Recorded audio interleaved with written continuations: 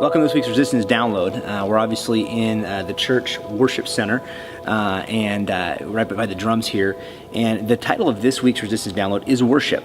A lot of times I hear Christians make comments about, well, what is worship? And that's the question I want to ask you. What is worship?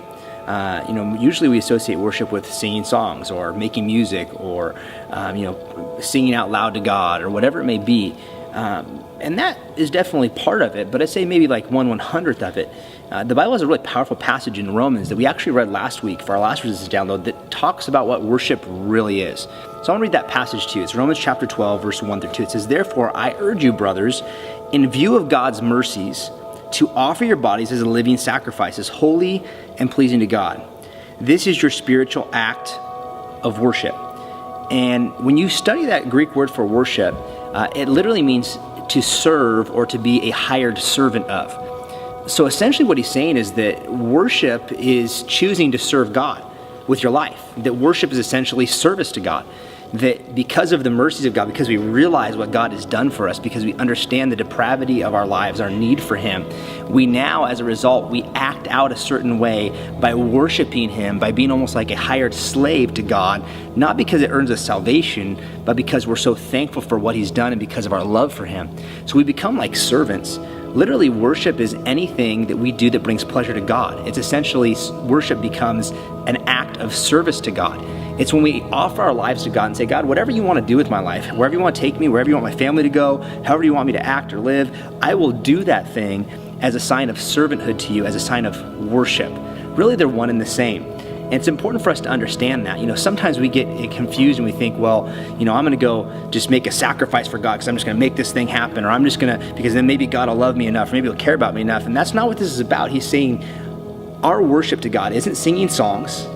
It's not just, making proclamations. Our worship to God is living a lifestyle that lines up with who He is, living a lifestyle that's of gratitude and thankfulness to God.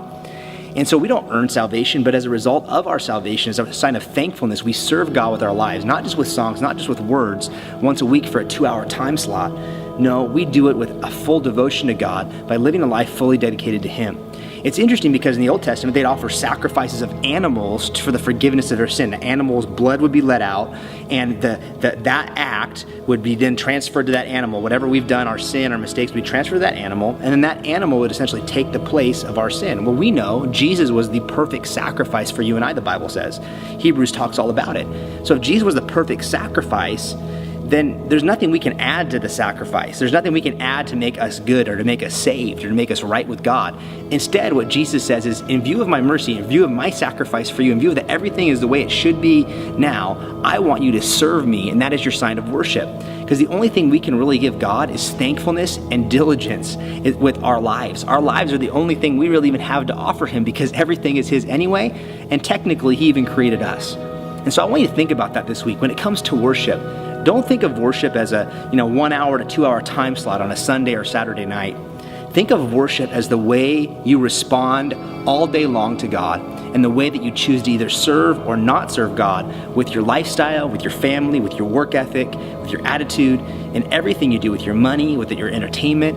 Think of worship as that. And my hope is that this next week that'll change the way we live, and it will challenge us to impact the culture in which we're a part of. I love you and believe in you. Have a great week.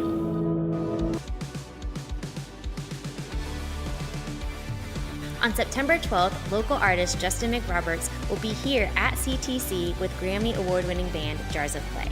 Join us for a great night of music and conversation. Tickets are $20 and can be purchased on our homepage at calvarytemple.org. Salvation sounds a new beginning. As distant hearts begin